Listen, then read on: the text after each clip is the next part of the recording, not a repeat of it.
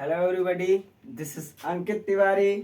Welcome back to my YouTube channel diversion mentor Ankit.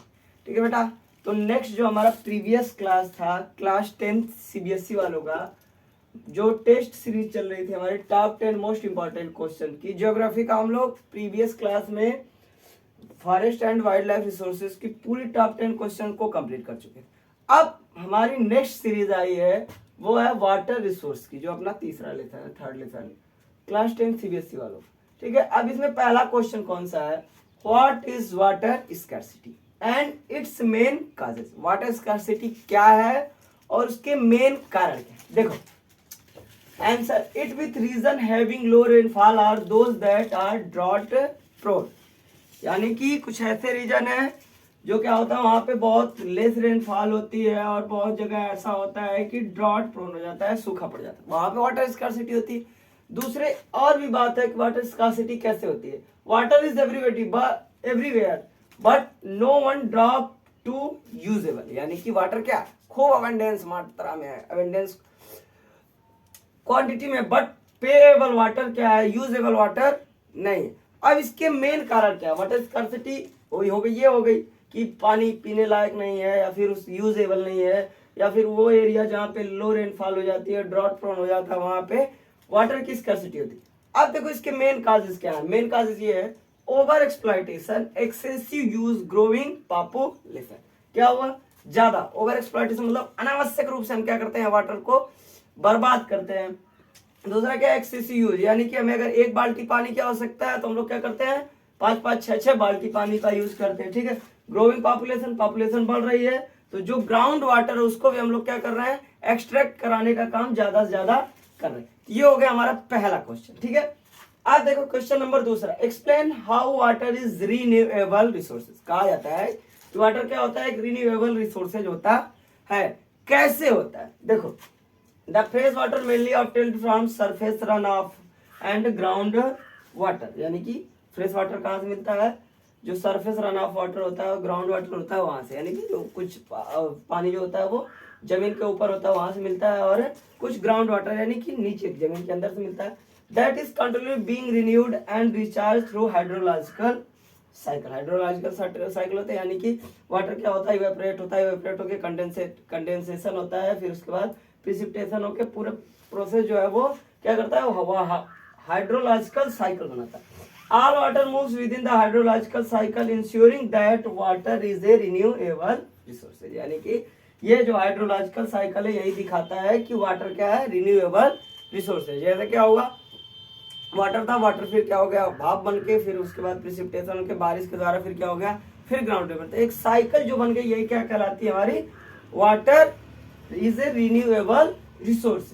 ठीक, अब देखो क्वेश्चन नंबर थर्ड हमारा है, why do we need to conserve the water. क्या हुआ, ओवर एक्सप्लॉइटेशन हो रहा है, ठीक है, हाइड्रो रिन्यूएबल रिसोर्सेज है, लेकिन क्या हो, इसको कंजर्व करने की बात है। तो कंजर्व क्यों करने की बात है, एक्सप्लॉइटेशन से बचाने की बात क्यों है। We need to conserve the water resources because water is basic need for everything. यानी कि वाटर क्या, सबकी बेसिक नीड होती है। जैसे water is fulfil the electricity requirement. Water क्या करती है, इलेक्ट्रिसिटी रिक्वायरमेंट को टरबाइन से रोटेट करा के इलेक्ट्रिसिटी जनरेट कराती है और इलेक्ट्रिसिटी की रिक्वायरमेंट को फुलफिल करती है। ठीक है, और क्या करता है वाटर, एग्रीकल्चर सेक्टर को भी प्रमोट कराने का काम करता है, इंडस्ट्रियल सेक्टर को भी क्या करता है, प्रमोट कराने का काम करता है। इस तरह से वाटर को क्या करना होगा, जब बेसिक नीड है तो कंजर्व करने की बहुत ज्यादा जरूरत है। और इसका क्या हो रहा था, ओवर एक्सप्लॉयटेशन हो रहा था। तो अब बेटा मेरा क्वेश्चन नंबर 4 है, what are dams and how do they help us in conserving and managing water. यानी कि डैम्स क्या होता है और वो किस प्रकार हमारी हेल्प करता है कंजर्विंग एंड मैनेजिंग वाटर, मतलब वाटर को कंजर्व करने में और मैनेज करने में। ठीक है, a dam is a barrier across flowing water that obstruct direct और रिटार्ड्स द फ्लो। यानी कि डैम क्या होता है, एक बैरियर की तरह से लगने वाली चीज होती है, जो क्या करता है, फ्लो को रिटार्ड करता है या फिर ऑब्स्ट्रक्ट करता है, यानी कि फ्लो को बनाए रखता है या फिर फ्लो को रोक के रखता है। अब how to conserve water, water कैसे कंजर्व करता है, after creating a reservoir rather than the structure, most dams have a section called spillway और वेयर। यानी कि इस पे एक स्प्लिट वे लगी रहती है और वेयर उसी को कहते हैं, जो क्या करती है, through which it is intended the water will flow either intermittently और कंटिन्यूसली। यानी कि ये जो स्पिल वे लगी रहती है, हमें जितनी जरूरत, जितनी क्वांटिटी में वाटर की अवेलेबिलिटी होती है, हम क्या करते हैं उतने फ्लो से वापस अपना वाटर उतना कंज्यूम करके फिर क्या करते हैं, उस स्पिल वेल से वैसे क्या करते हैं, वाटर को रोक देते हैं और वो वाटर क्या होता है, रिजर्वोयर में पड़ा रहता है। ठीक है। अब question number 5, how to conserve water resources, यानी कि हम वाटर रिसोर्स को कैसे कंजर्व कर सकते हैं। पहला क्या है, पहला प्रोसेस होता है मेकिंग डैम, डैम बना के हम क्या कर सकते हैं, कंजर्व कर सकते हैं। दूसरा क्या, रेन वाटर हार्वेस्टिंग करके कर सकते हैं। तीसरा क्या है, बैम्बू ड्रिप इरिगेशन से हम वाटर रिसोर्स को कंजर्व करने का काम कर सकते हैं। अब ध्यान देखो, मेकिंग डैम बनाएंगे, वाटर क्या होगा, जितनी क्वांटिटी में चाहिए हमें उतनी ही क्वांटिटी में पड़ा रहेगा। ठीक। और रेन वाटर हार्वेस्टिंग से ये फायदा होता है कि जो रूफ टॉप के वाटर रहते हैं वो भी पड़े रहते हैं। ठीक है। क्वेश्चन नंबर 6 अपना, what was the impact of multipurpose project on water resources, यानी कि क्या इम्पैक्ट है मल्टीपर्पज प्रोजेक्ट का वाटर रिसोर्स पे। ठीक है।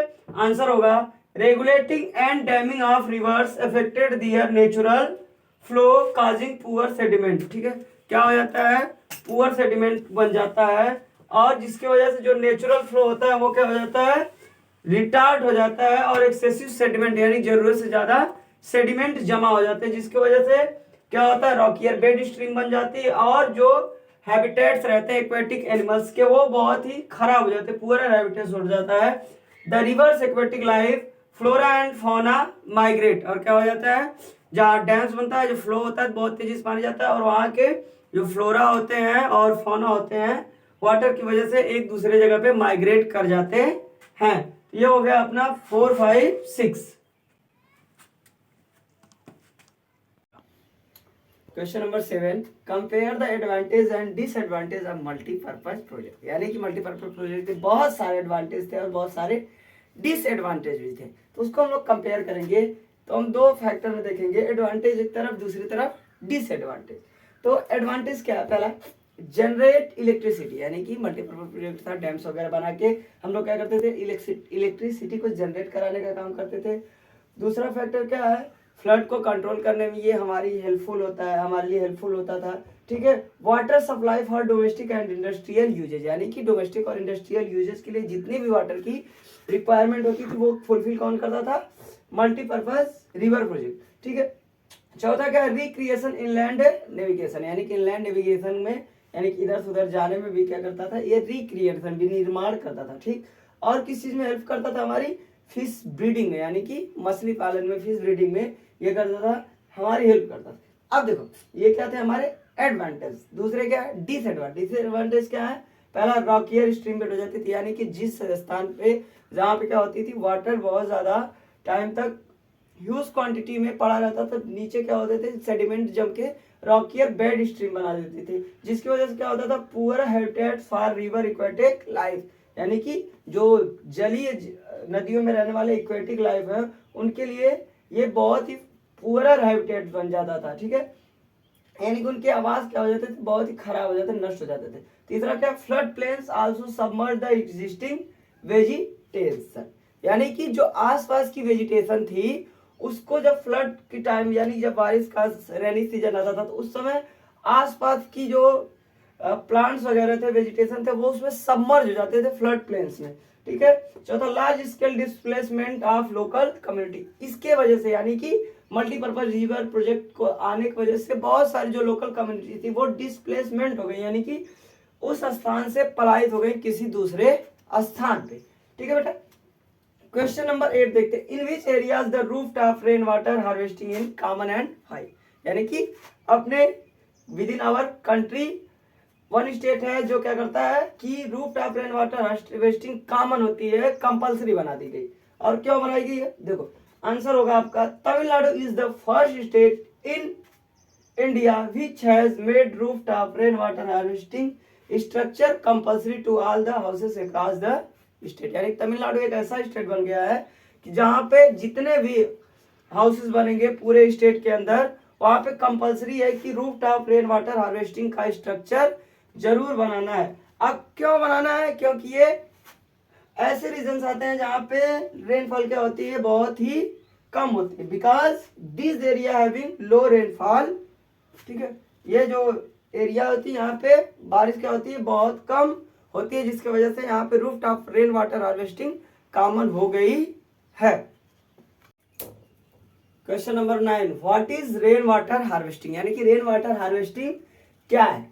आंसर होगा wide ranging techniques to harvest rain water, ground water, river water and flood water. यानी कि एक वाइड रेंजिंग टेक्निक है जो क्या करती है, वाटर को हार्वेस्ट कराने का यानी कि कंजर्व कराने का काम करती है। जैसे क्या हो गया, रेन वाटर के बारिश का पानी होगा उसको कंजर्व किया जाता था, ग्राउंड वाटर को रिजर्व किया जाता था, रिवर के जो वाटर है उसको और फ्लड वाटर को रिजर्व किया जाता। ऐसे ही मतलब अपने मन से नहीं, उनकी नीड्स थी कि क्या हो, लोकल इकोलॉजिकली कंडीशन क्या उनकी बैलेंस रहे और इन फ्यूचर उनकी जो वाटर की नीड है वो भी क्या हो, फुलफिल हो पाए। इसलिए क्या किया जाता था, वाटर हार्वेस्टिंग का काम, रेन वाटर हार्वेस्टिंग का काम किया जाता था। ठीक है, क्वेश्चन नंबर 10, और ये जो बेसिकली उस एरिया में किए जाते थे जहाँ पे क्या होगा, थोड़ी गर्मी ज्यादा पड़ती होगी और रेनफॉल क्या होती थी, कम होती थी रिलेटिवली नॉर्दर्न प्लेन्स की।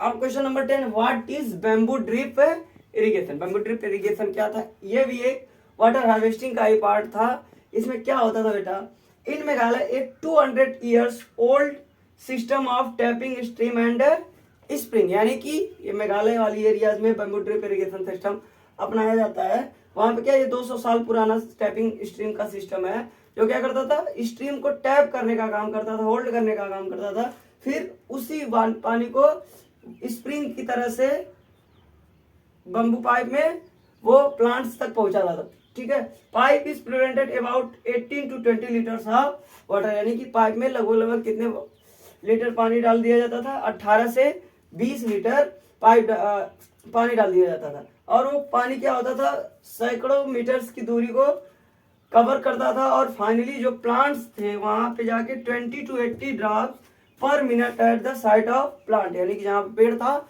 वहां पे 20 से 80 बूंद क्या करते थे, 1 मिनट में उस प्लांट्स की रूट्स तक पहुंचते थे। I hope you enjoyed it. Thanks all of you for watching my video. Please like, share and subscribe my channel.